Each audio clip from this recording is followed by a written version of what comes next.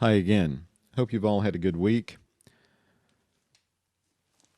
Today we're going to talk about, a little more about the book review, about keeping a reading journal, and about the next weekly writing that I want you to do. So all of those things in this video.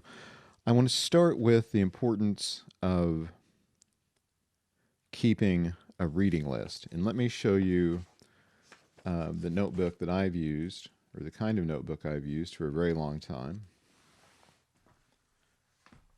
Of course, it doesn't have to be a notebook. You can use a spreadsheet on your computer, notes, whatever works for you, note cards, but this is just what seems to work for me.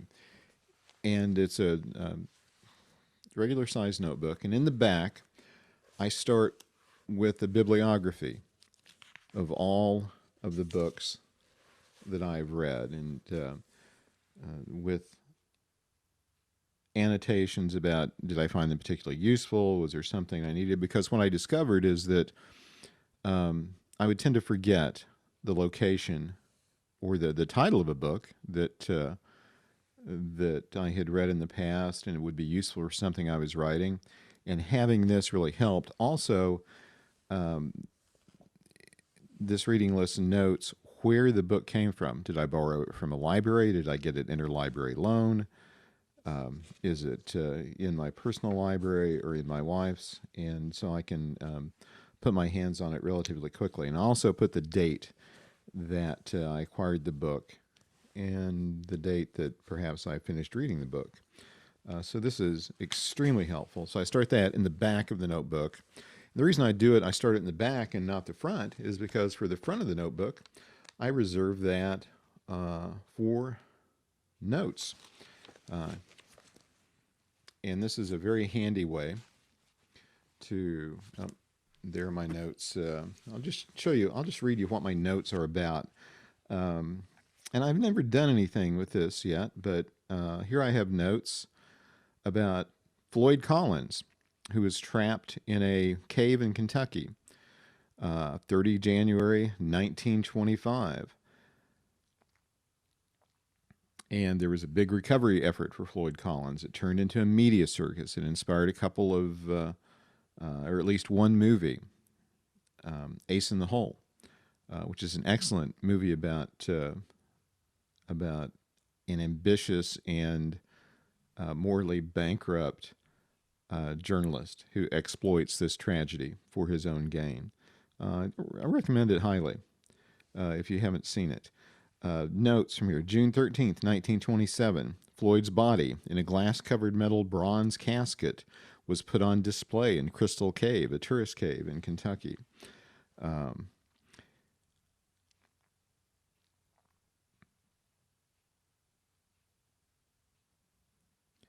In September 1972, Flint and Mammoth Caves, the systems that Floyd Collins became lost in and died, were finally connected, reaching 144 miles in length. I'm not sure what I will do with these notes. Maybe something sometime, but it's good to have them.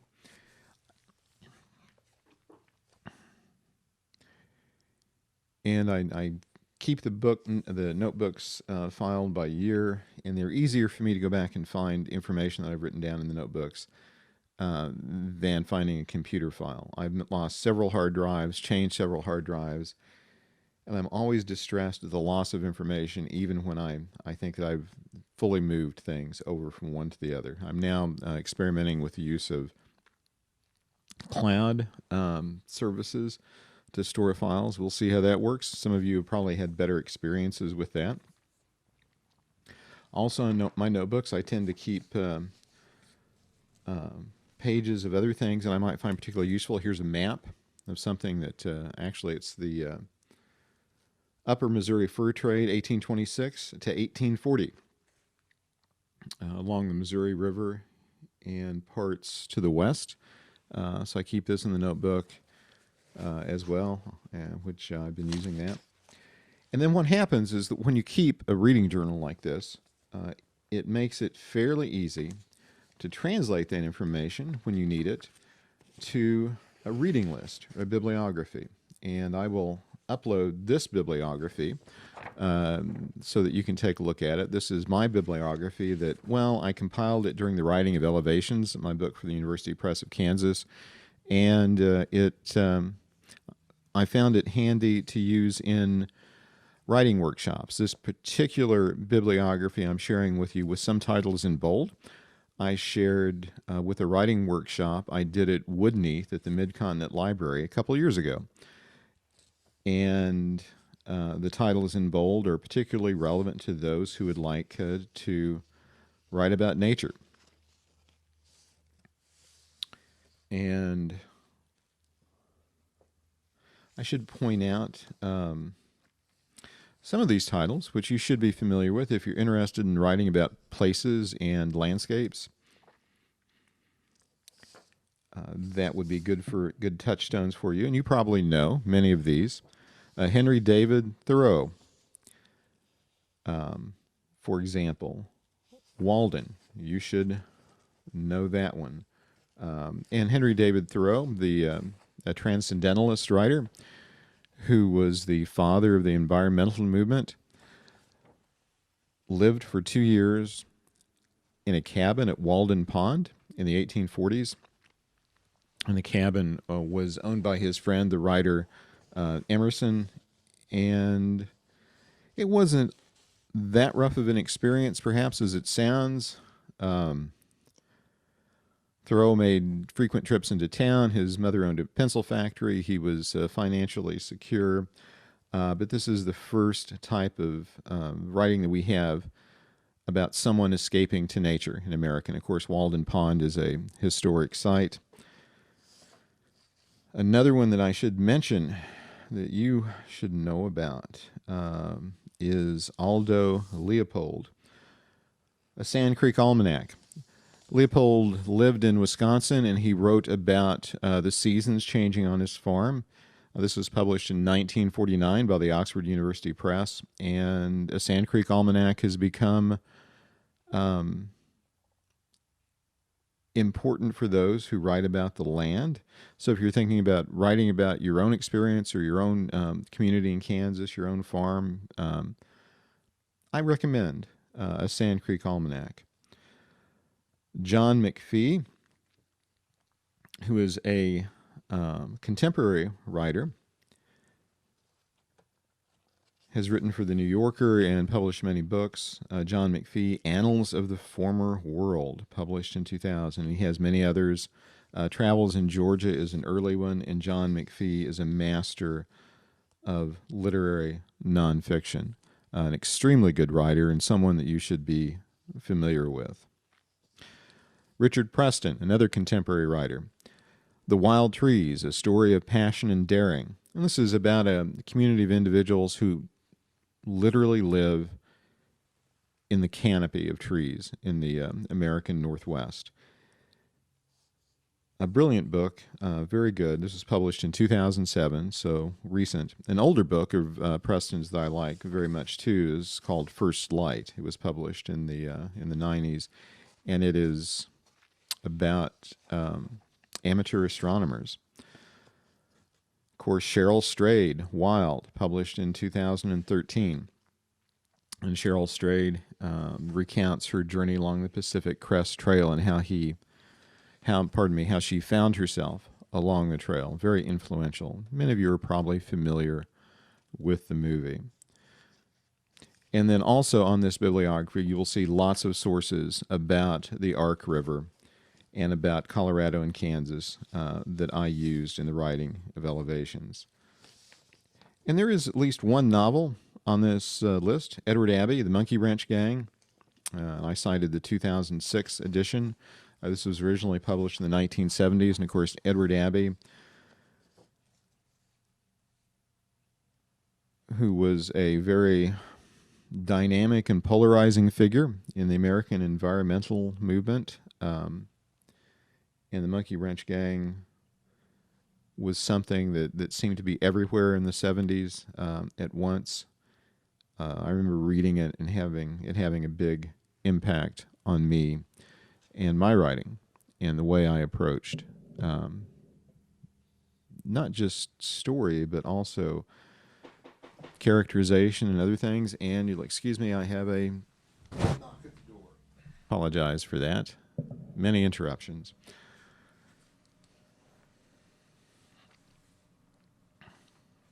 And since we're on the subject of nature writing and really travel writing too, writing about place, let's talk about the history of travel writing.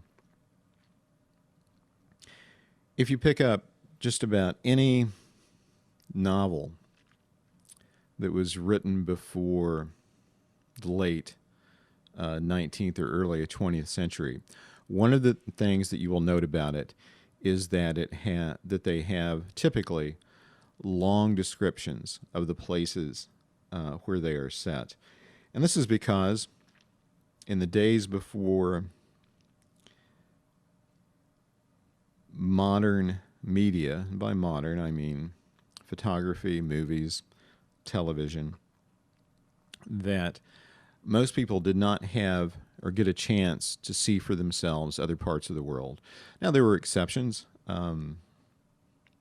Soldiers and sailors certainly did, but for the most part, people did not have the opportunity to travel great distances for pleasure, unless you were very rich. So having descriptions of faraway places became extremely important for writing and for novels. And of course, there are other books, nonfiction books, that include this, but this is most noticeably in novels. And as people became more familiar with images from other places, reliance on description lessened. That even if you look through at books in the in novels published in the 50s and 60s, and I'll use Ian Fleming, James Bond novels as an example, very heavy on description about exotic locales. Now, not so much. When novels do use description now, they tend to emphasize the mood, the character, the theme of a place, which is all proper. And so when you use description, now in fiction or nonfiction, it is important to get it just right, to find the telling detail, because if you talk about, for example, Western Kansas, I think most people, even if they've only driven across the state, have some idea of what Western Kansas looks like. But think about how Truman Capote painted a picture of Holcomb, Kansas, which was sharper, more specific, and the power, as always, is in the details.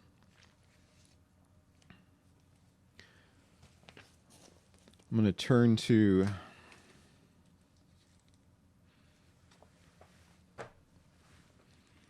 a book from which our selection this week comes, Jim Hoy's Flint Hills Cowboys. And of course, Jim Hoy was born in the Flint Hills and is professor emeritus. He taught for many years at Emporia State University and was director of the Center for Great Plains Studies. And I want to read you part of a chapter that he wrote about the Flint Hills fire stick. It's kind of interesting.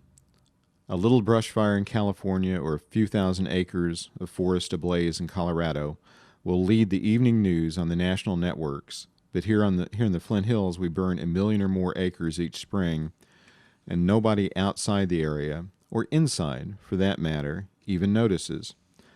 Fire, in one of its mythic manifestations, symbolizes destruction and ruin on a biblical scale. The next time around, the earth will perish by flame, not flood. But in another sense, fire not only sustains all earthly life, no sun, no life, but it is also an agent of renewal and regeneration. Consider blue stem grass. Like the fabled phoenix, it rises from its ashes, but even more miraculously, it does so annually, not once every 500 years. The farmers and ranchers who set these vernal fires don't think of their actions as mythic or ritualistic. They're just doing what they've been what's been done here since territorial days. The first prairie fires I remember were not intentional pasture burns, but wildfires that broke out along the railroad right-of-way during the summer. Dad would throw a 50-gallon drum on the back of our truck, fill it with water, grab a couple of buckets and some gunny sacks, and away we would go to help beat out the fire with wet sacks. I've been fascinated by prairie fires ever since. I'm not the only one. Years ago, I read a Harper's Magazine essay, Field Guide to the Synthetic Landscape, by philosopher Frederick Turner, about the attempt to reconstruct a native prairie on 40 acres of used-up Wisconsin farmland. That article contained this passage on fire that pretty well summarizes, in more high-tone language than they would, the reasons that farmers and ranchers in the Flint Hills burn their pastures. The old prairies were dependent on periodic fires to clear the thatch, fertilize the soil, and above all to kill the tree saplings that would otherwise quickly cover the ground. The richest mix of species occurs only on burnt prairies. Before the settlers came, a prairie fire could burn all the way from Illinois to the banks of the Wabash. As William R. Jordan, the editor of Restoration and Management Notes, once told me, remove the fires caused by lightning or set by Indians, and you have to replace them or the prairie will quietly vanish, not in a roar of machinery, but into the shadows of a forest.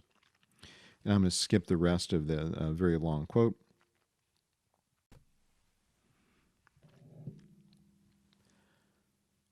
These paragraphs, Hoy continues, contain ideas that are as true for the Flint Hills as they are for a restored prairie in Wisconsin.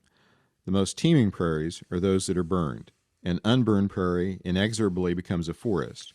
Before the advent of modern agriculture, prairie fires could and did burn vast areas. Substitute Oklahoma and the Kaw for Illinois and the Wabash.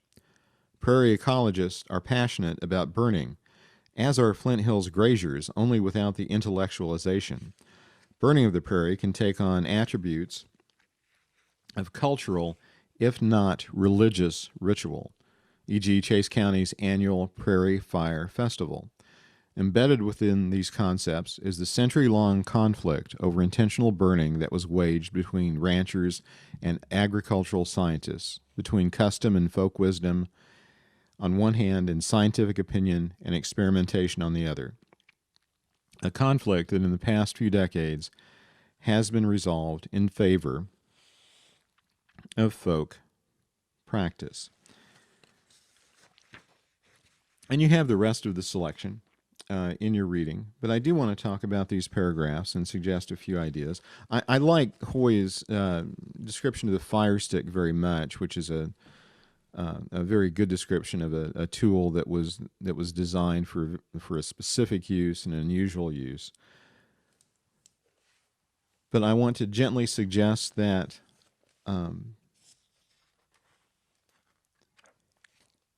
if Hoy were writing this today, he probably would take a bit of a different approach. There are some cultural biases revealed in these passages, and I want to talk about those in particular. In the beginning of the piece, and he asserts that the prairie burn, that no one much notices the prairie burns each year. Well, if you are from Wichita, you will know that the prairie burn is a matter of some controversy in terms of air quality, that the prairie burn contributes to a degraded air quality in the metropolitan area. And so this is a source of conflict. And we read about this every year when the prairie burn time comes along. And the ranchers do attach nearly religious significance to this ritual of their prairie burn. I think Hoy gets this exactly right in terms of describing the connection of the burn, the connection of the people to the burn, how they feel about it, And in some weird ways, it has come to represent personal freedom as well. What Hoy does a good job is in having a conversational style in which the reader feels that she is being directly addressed by the author. And this is not easy to pull off, and Hoy is a master of it, and he writes much as he talks. If you know Jim Hoy, if you've had a chance to sit in on one of his lectures, you know he is a natural storyteller and a very approachable and friendly guy that represents arguably what is the best of the Flint Hills. He's a friend of mine. He was a mentor. He is a mentor of mine. He is still connected to the universities. He's professor emeritus, director emeritus of the Great Plains Center. And his love for the land comes through quite clearly in his writing. So if you are to write about the land, if you were going to take this up as a native Kansan and write about your patch of land, would you take a conversational approach? Would you tell stories about your childhood, as Hoy does? Or would you take a more scholarly approach and reference what others have written? There's no one right approach. There are many ways to do this, and many ways to do it well. But whatever approach you use, I suggest that you take a look at what others have written. And here I'm assuming that you do want to write about the land, and perhaps some of you do. And with that in mind, for this week's writing weekly assignment, I would like you to find a patch of ground that you are familiar with, extremely familiar with. It could be your backyard. It doesn't have to be in Kansas if you don't live in Kansas. But I think most of you do. So it could be someplace that you grew up. It might not be here. But I want you to describe the patch of ground that you feel most passionately about and why. And think about how Hoy has written his chapter on the fire stick and included the anecdote about his dad and the gunny sacks and how they put out the fires with wet sacks. What could you include? And you don't have much space. There's no really length requirement except, give me at least 500 words. You can go more than that if you want. But give me a sketch of this piece of land that means something to you. Yeah, kind of a creative writing exercise. Thought it would be a little different than what we are used to doing. And let me talk about some of the responses that I've gotten from our readings. And I'm a little surprised that they tend to be more formal than conversational, which is fine. I'm not saying they need to be conversational over formal. Whatever you are comfortable with is acceptable to me in your responses. If you want to try your hand at a more conversational response to the texts, that's perfectly fine. And also, let's talk about the review assignment. And if you're, by the time you're seeing this, the review assignment will be posted. And as I said, the reviews will be, the idea behind the reviews is that you're to choose a journal to aim the reviews at. Now, graduate students will actually have to submit to a particular journal, but it's good if you find a journal for everyone that you think this is aimed at.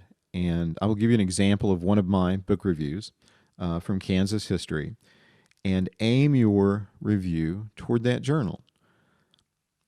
And pay attention to their style. Pay attention to their form. How do they format their reviews?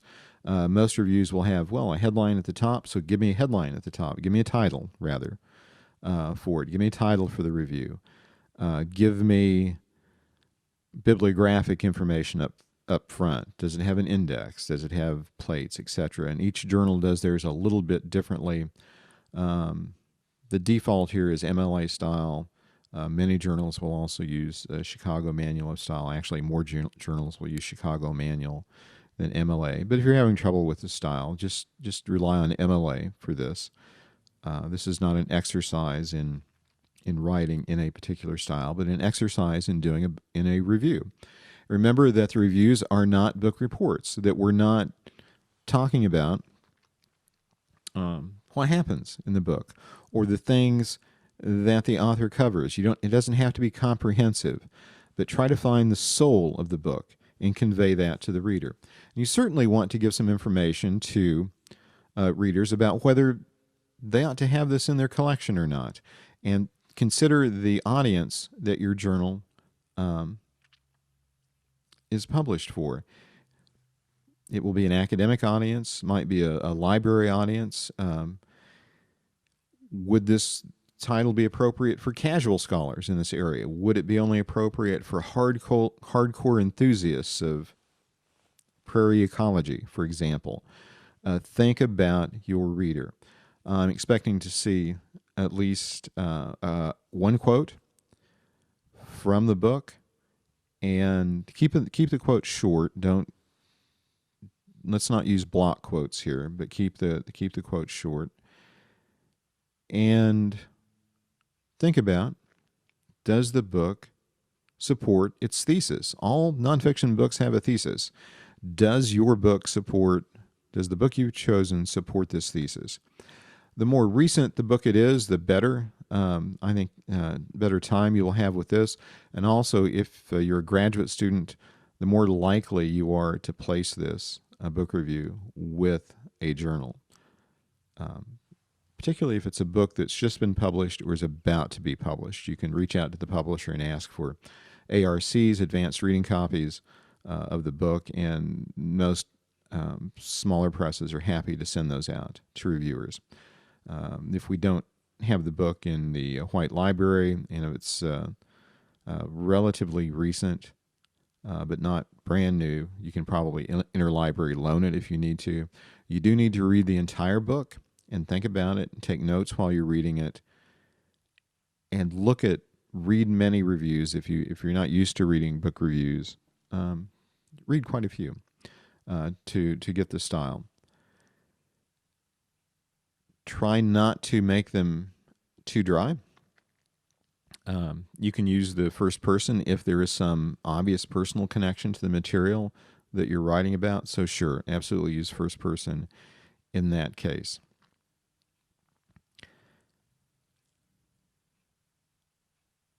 And let's see.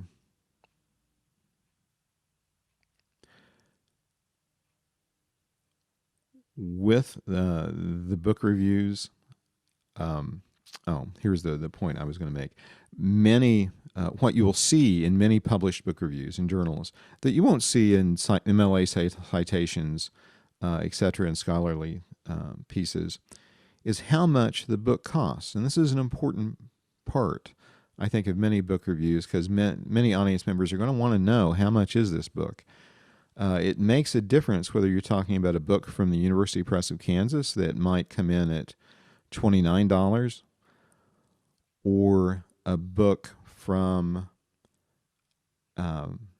a smaller press that specializes in, I'll give you an example, McFarland film history, and it might be $180 for one book.